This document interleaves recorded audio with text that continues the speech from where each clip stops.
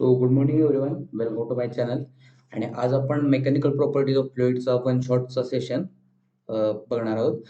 Actually एक महिना आपल्या चॅनलवर व्हिडिओ अपलोड झाला नव्हतं, कारण का तुम्हाला माहीत असेल कॉलेज आता ऑफलाईन सुरू झालेत. सो मी पुण्याला शिफ्ट होत होतो, त्यामुळे महिनाभर व्हिडिओ नाही अपलोड झाला. सो इथून पुढं रेग्युलर व्हिडिओ व्हिडिओ अपलोड होतील. Sorry for inconvenience. Now let start with the session. So mechanical properties of fluids मधल्या बेसिक काही गोष्टी आहेत, that is states of matters. पहिल्या तर आहेत स्टेट्स ऑफ मॅटर्स, कोणत्या कोणत्या आहेत, सॉलिड, लिक्विड आणि गॅस. पण ह्या टॉपिकमध्ये आपण लिक्विड आणि गॅस बद्दल बोलणार आहोत, कारण का या टॉपिकमध्ये लिक्विड आणि गॅसला आपण काय म्हणतो, फ्लुइड म्हणतो. लिक्विड आणि गॅसला आपण फ्लुइड म्हणतो. पण ह्या टॉपिकमध्ये आपण फक्त लिक्विड बद्दल शिकणार आहोत, कारण पुढचे दोन टॉपिक गॅससाठी आहेत. That is kinetic theory and thermodynamics are for gas. Now in this topic we will discuss about the liquids only. So ह्या टॉपिकमध्ये आपण फक्त लिक्विड्स बद्दल बघणार आहोत. लिक्विड्स आणि गॅसला आपण फ्लुइड म्हणतो. आणि फ्लुइडचे कोणते दोन टाईप असतात. फ्लुइडचे दोन टाईप असतात, आयडियल फ्लुइड आणि रिअल फ्लुइड. आयडियल फ्लुइड असं फ्लुइड असतं ज्याच्यामध्ये विस्कॉसिटी नसते, इररोटेशनल फ्लो असतो, डेन्सिटी कॉन्स्टंट असते. सो त्याला आपण आयडियल फ्लुइड म्हणतो. पण जे आपले रेग्युलरचे फ्लुइड असतात डे टू डे लाईफमध्ये, ते सगळे रिअल फ्लुइड असतात. हे आयडियल फ्लुइड एक्झिस्टच नाही करत. सो हे आयडियल फ्लुइड ह्या काही प्रॉपर्टीज आहेत त्या तुम्हाला पाठ कराव्या लागतील. Now next point is the surface tension. Surface tension. So surface tension साठी एक पॉईंट आहे, मॉलिक्युलर थेरी. मॉलिक्युलर थेरी म्हणजे काय, एक टँक आहे, त्यामध्ये 3 मॉलिक्युल्स घेतले. एक एक सरफेस वरती, एक मध्ये कुठेतरी आणि एक बॉटमला, असे 3 मॉलिक्युल्स घेतले, ए, बी आणि सी. सो 3 मॉलिक्युल घेतले. सो नेट फोर्स आहे, नेट फोर्स ए वरती तो 0 असतो. कारण का, net force on A is 0, कारण का त्याचा पूर्ण स्पिअर ऑफ इन्फ्लुएन्स हा पाण्याच्या आतमध्येच असतो. सो हे फोर्स एकमेकांना कॅन्सल करतात. सो नेट फोर्स हा ए वरती 0 असतो, कारण का तो पूर्णपणे पाण्यात असतो आणि त्याचा स्पिअर ऑफ इन्फ्लुएन्स एकमेकांना कॅन्सल करतो आणि त्याचा नेट फोर्स 0 बनतो. बी वरती नेट फोर्स हा मॅक्सिमम असतो, कारण का त्याचा थोडा सरफेस, या मॉलिक्युलचा थोडा पार्ट हा सरफेसच्या वरती आहे. त्यामुळे त्या मॉलिक्युलचे जे फोर्सेस आहेत ते डाऊनवर्ड ऍक्ट होतात आणि वरच्या फोर्सेसना ते कॅन्सल करू शकत नाहीत. त्यामुळं net force on B is downward. Net force on A 0 का, कारण सगळे फोर्स एकमेकांना कॅन्सल करत होते. पण बी मध्ये तसं नाही होणार, थोडा पार्ट, त्यामुळं बी वरती फोर्स हा डाऊनवर्ड ऍक्ट होणार. आणि सी वरती काय होणार, सी चा तर अर्धा पार्ट सरफेसच्या बाहेर आहे, त्यामुळं सी वरती फोर्स हा डाऊनवर्ड ऍक्ट होणार. पण तो कसा डाऊनवर्ड ऍक्ट होणार, मॅक्सिमम डाऊनवर्ड. कारण का, अर्धा स्पिअरचा पार्ट बाहेर आहे आणि अर्धा मॉलिक्युलचा पार्ट आत आहे. सो अर्धे फोर्सेस हे आत असणार आहेत, right.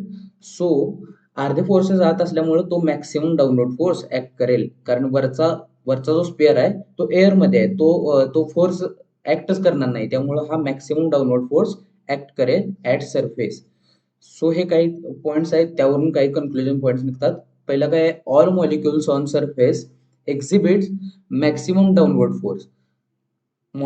All molecules on surface, हे सरफेस वरती जे मॉलिक्युल आहेत, सी मॉलिक्युल आहे, तो काय करतोय, एक्झिबिट मॅक्सिमम डाऊनवर्ड फोर्स. जे आपण बघितलं होतं, एक्झिबिट मॅक्सिमम डाऊनवर्ड फोर्स. कारण का, त्याचा अर्धा स्पिअर ऑफ इन्फ्लुएन्स वॉटरच्या बाहेर आहे, तो एअर मध्ये आहे, त्यामुळे हा मॅक्सिमम डाऊनवर्ड फोर्स एक्झिबिट करेल. नेक्स्ट पॉईंट काय आहे, number of molecules on surface is minimum. कारण का, all molecules on surface exhibit maximum downward force. So maximum force exhibit करत असल्यामुळं सरफेस वरती कमीत कमी मॉलिक्युल राहणार ना, एकमेकात फोर्स जास्त असल्यामुळं मॉलिक्युल्स हे सरफेस वरती मिनिमम असतात.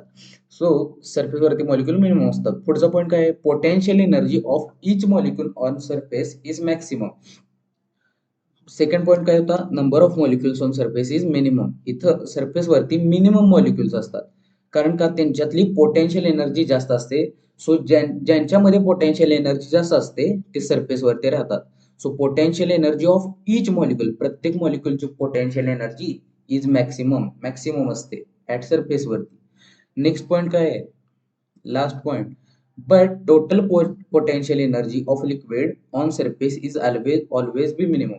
कारण का सरफेस वरती कमीत कमी मॉलिक्युल असतात, कारण का त्यांच्यावरती फोर्स सगळ्यात जास्त असतो. कमीत कमी मॉलिक्युल असल्यामुळं टोटल पोटेन्शियल एनर्जी ऑफ सरफेसची पूर्ण सरफेसची टोटल पोटेन्शियल एनर्जी ही मिनिमम राहणार, कारण का मॉलिक्युल तिथं मिनिमम आहे. सो त्यामुळे हे काही कन्क्लुजन पॉइंट्स आहेत, हे तुम्हाला माहित असले पाहिजे.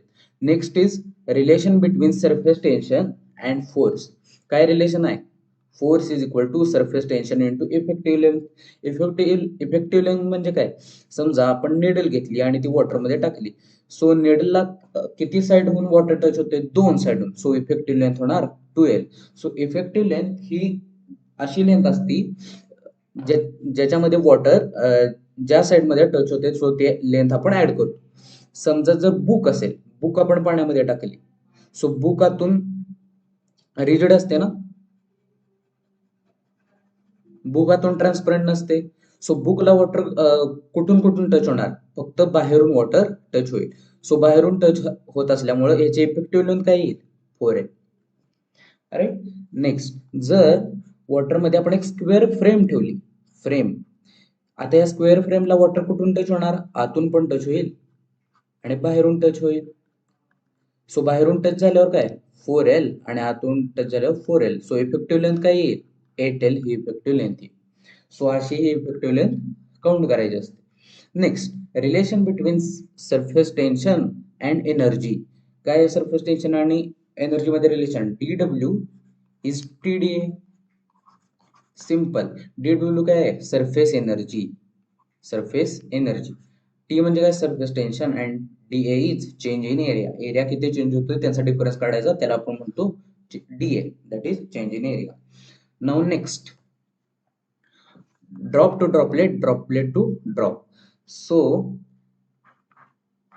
तुम्हाला क्वेश्चन दिले जातील, एक ड्रॉप आहे त्याला 1000 ड्रॉपलेट मध्ये कन्वर्ट केलं, 1000 छोट्या छोट्या ड्रॉपलेट्स मध्ये कन्वर्ट केलं, तर त्याच्यामध्ये चेंज इन एनर्जी किती असेल असं विचारतील. सो तेव्हा कसं सॉल्व्ह करणार, त्यासाठी काही फॉर्म्युले आहेत. DW आपल्याला एक बेसिक फॉर्म्युला माहित होता, DW is TDA. Right. So जेव्हा ड्रॉपची रेडियस दिली असेल, तेव्हा हा फॉर्म्युला वापरायचा. काय, DW is equal to T into 4πr square n raise to 1/3 - 1. इथं n काय आहे इथं, समजा हा एक ड्रॉप आहे, ह्याला आपण 1000 ड्रॉप्स मध्ये कन्वर्ट केलं, 1000 ड्रॉपलेट्स मध्ये, छोट्या छोट्या 1000 ड्रॉपलेट्स मध्ये कन्वर्ट केलं. सो हे 1000 जे ड्रॉपलेट्स आहेत ना, त्याला आपण म्हणतो n, म्हणतो. समजा जर 300 ड्रॉपलेट मध्ये कन्वर्ट केलं, तर n काय होणार, 300. राईट. सो n म्हणजे काय, number of parts to be divided. Right. So DW हा फॉर्म्युला कधी वापरायचा, जेव्हा ड्रॉपची रेडियस दिली असेल, म्हणजे कॅपिटल R जेव्हा दिला असेल, तेव्हा आपण हा फॉर्म्युला वापरणार, T into 4πr square n raise to 1/3 - 1.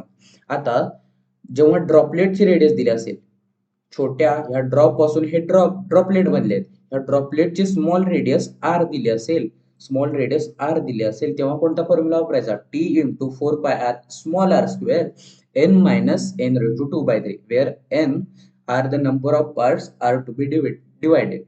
Right. आता जेव्हा दोन्ही रेडियस दिले असतील, म्हणजे ड्रॉपची पण रेडियस दिली असेल आणि छोट्या छोट्या ड्रॉपलेटची पण रेडियस दिली असेल, म्हणजे ड्रॉपची रेडियस R आणि ड्रॉपलेटची रेडियस स्मॉल r, ह्या दोन्ही रेडियस क्वेश्चन मध्ये दिल्या असतील, तर कसा DW काढायचा, तर त्यासाठी एक फॉर्म्युला आहे, 4πr स्क्वेअर NT. n म्हणजे काय, कितीनं आपण डिवाइड केलं, म्हणजे हा एक ड्रॉप आहे, त्याला 1000 ड्रॉपलेट मध्ये कन्वर्ट केलं तर तो n येणार. Right. 4πr square into n into surface tension minus 4π ड्रॉपचा रेडियसचा स्क्वेअर इंटू T. सो हा फॉर्म्युला आहे. बेसिक तर हे दोनच फॉर्म्युले आहेत, क्वेश्चन मध्ये जास्त वेळा हे दोनच फॉर्म्युले येतात. Now next is angle of contact. So जेव्हा ऍडेसिव्ह फोर्स हा कोहेसिव्ह फोर्स डिवायडेड बाय √2 हे इक्वल येतात, तेव्हा अँगल ऑफ कॉन्टॅक्ट असतो 90 डिग्री. जेव्हा ऍडेसिव्ह फोर्स हा जास्त असतो कोहेसिव्ह पेक्षा, सो तेव्हा angle of contact is acute. आणि जेव्हा कोहेसिव्ह फोर्स जास्त असतो ऍडेसिव्ह पेक्षा, so angle of contact is obtuse. So तुम्ही हे लक्षात ठेवा. हे कसं लक्षात ठेवणार, जेव्हा ऍडेजिव्ह जास्त असेल, म्हणजे ऍडेजिव्ह म्हणजे ए जेव्हा जास्त असेल तेव्हा ॲक्यूट, आणि जेव्हा कोहेजिव्ह, हे लक्षात ठेवलं, मग जेव्हा कोहेजिव्ह जास्त असेल तेव्हा आपण ऑब्ट्यूस लिहिणार, ऑब्ट्यूस लिहिणार, राईट. सो जेव्हा ऍडेजिव्ह असेल म्हणजे ए असेल तेव्हा ॲक्यूट, ऍडेजिव्ह असेल तेव्हा ॲक्यूट, आणि कोहेजिव्ह असेल तेव्हा ऑब्ट्यूस.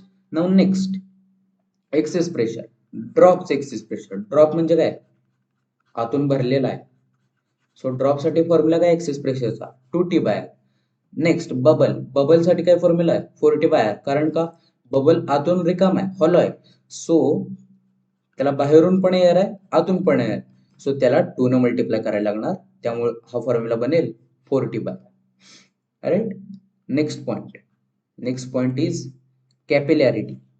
कॅपिलॅरिटी मध्ये एकच फॉर्म्युला आहे, H is 2T cos theta by R rho G. Theta काय आहे, angle of contact, T is surface tension, R is radius of capillary tube, rho is density आणि G is acceleration due to gravity. Simple. So ह्या एकच formula आहे कॅपिलॅरिटी मध्ये. याच्यामध्ये तुम्हाला relation विचारू शकतात, H आणि R मध्ये इनव्हर्स प्रोपोर्शनल रिलेशन आहेत. सो हे सिंपल रिलेशन तुम्हाला विचारतील कॅपिलॅरिटीची. Next point, relations of surface tension. So first काय, relation surface tension depends on temperature. Surface टेन्शनचं टेम्परेचर बरोबर काय रिलेशन आहे. सो ते हे रिलेशन आहे, temperature is equal to surface tension is equal to surface tension at 0 degree bracket 1 minus alpha theta. So हे relation आहे सरफेस टेन्शनचं टेम्परेचर बरोबर. Surface tension is equal to surface tension at 0 degree into 1 minus alpha theta. So जेव्हा temperature वाढतं तेव्हा surface tension decrease होतं. हे relation आहे, surface tension is inversely proportional to the temperature. Now next is the impurity. इम्प्युरिटीवर कसं surface tension depend करतं, जेव्हा सोल्युबल असेल, जेव्हा मटेरियल सोल्युबल असेल तेव्हा सरफेस टेन्शन जास्त असणार, जेव्हा इनसोल्युबल असेल, इम्प्युअर असेल तेव्हा सरफेस टेन्शन कमी असणार. सिंपल, हे रिलेशन तुम्हाला लक्षात ठेवायचे. नेक्स्ट पॉइंट काय आहे, types of flows, streamline flow आणि टर्ब्युलंट फ्लो. स्ट्रीमलाईन फ्लो असा फ्लो असतो जेव्हा लिक्विड शीटच्या फॉर्म मध्ये फ्लो होत असतं. स्ट्रीमलाईन शीटच्या फॉर्म मध्ये फ्लो होत असतो, राईट. आणि टर्ब्युलन्स म्हणजे काय, जेव्हा वॉटरमध्ये टर्ब्युलन्स जनरेट होतो तेव्हा त्याला आपण म्हणतो turbulent flow, right. Next point आहे Reynolds number. So Reynolds number काय आहे, त्यासाठी ते आपल्याला कळण्यासाठी आपल्याला पहिला कळायला पाहिजे क्रिटिकल व्हेलॉसिटी. क्रिटिकल व्हेलॉसिटी काय असतं, जेव्हा क्रिटिकल व्हेलॉसिटी ती व्हेलॉसिटी असते जेव्हा स्ट्रीमलाईन फ्लो हा टर्ब्युलंट फ्लो मध्ये कन्वर्ट होत असतो. जेव्हा स्ट्रीमलाईन फ्लो टर्ब्युलंट मध्ये कन्वर्ट ज्या व्हेलॉसिटीला होतो, स्ट्रीमलाईन फ्लो हा टर्ब्युलंट फ्लोला ज्या व्हेलॉसिटीला कन्वर्ट होतो त्याला आपण म्हणतो क्रिटिकल व्हेलॉसिटी. सो क्रिटिकल व्हेलॉसिटीचा फॉर्म्युला काय, critical velocity is directly proportional to eta upon rho D. Eta काय आहे, coefficient of viscosity. Eta is coefficient of viscosity, जो प्रत्येक मटेरियलचा कॉन्स्टंट असतो, upon rho into D. So ह्या प्रोपोर्शनॅलिटीचा कॉन्स्टंट आहे रेनॉल्ड्स नंबर. रेनॉल्ड्स नंबर आहे या प्रोपोर्शनॅलिटीचा कॉन्स्टंट. सो रेनॉल्ड्स नंबर कशामुळे कळाला आपल्याला, क्रिटिकल व्हेलॉसिटी. क्रिटिकल व्हेलॉसिटी म्हणजे जी अशी व्हेलॉसिटी जी streamline flow to turbulent flow convert होताना मिळते आपल्याला. सो त्याला आपण म्हणतो critical velocity. Next is Newton's law of viscosity. Newton's law of viscosity मध्ये एकच फॉर्म्युला आहे न्यूटन्स लॉ ऑफ विस्कोसिटी मध्ये एकच फॉर्म्युला आहे, force is directly proportional to area into dV/dx. याचा कॉन्स्टंट असतो coefficient of viscosity, that is eta. So force is equal to eta into dV/dx. Simple, एकच formula Newton's law of viscosity मध्ये. Next is Stokes law. Stokes law मध्ये पण एकच formula, force is 6 pi eta RV. Eta is coefficient of viscosity, R is radius, V is velocity. Simple, Stokes law. Now next, terminal velocity. Terminal velocity मध्ये पण एकच formula. Terminal velocity कधी generate होते, जेव्हा हा पार्टिकल खाली जाताना त्याचा viscous force plus upthrust is equal to त्याचं वेट, हे जेव्हा कॉन्स्टंट होतं, हे जेव्हा इक्वल होतं त्याला आपण टर्मिनल व्हेलॉसिटी म्हणतो. त्या व्हेलॉसिटीला आपण टर्मिनल व्हेलॉसिटी म्हणतो. सो टर्मिनल व्हेलॉसिटीचा फॉर्म्युला काय आहे? Terminal velocity is 2/9 gr² by eta into density of solid minus density of liquid. Simple formula. G is acceleration due to gravity. M is coefficient of viscosity, जी प्रत्येक पार्टिकलची constant असते. R is radius, density of solid minus density of liquid. जे काही solid असेल किंवा जे काही liquid असेल त्याची डेन्सिटी. सो सिंपल हे फॉर्म्युले टर्मिनल व्हेलॉसिटी मध्ये. Now next. सो एवढेच फॉर्म्युले मेकॅनिकल प्रॉपर्टीज ऑफ फ्लुइड्स मध्ये. सो आता आपण वन शॉट लेक्चर बघितलं मेकॅनिकल प्रॉपर्टीज ऑफ फ्लुइडचं. नाउ आता उद्या किंवा परवा मेकॅनिकल प्रॉपर्टीज ऑफ फ्लुइडचे सुपर थेरेटिक क्वेश्चन्स अपलोड होतील. सो हे जे फॉर्म्युले आहेत त्याची लिंक मी या व्हिडिओच्या डिस्क्रिप्शन मध्ये देईन. सो ते तुम्ही एकदा बघा आणि तुम्हाला हवे असेल तर तुम्ही प्रिंट वगैरे काढू शकता. राईट. सो हा सेशन आता मी इथे एंड करतोय. भेटूया आपण लवकरच नेक्स्ट सेशन मध्ये. Till then thank you so much.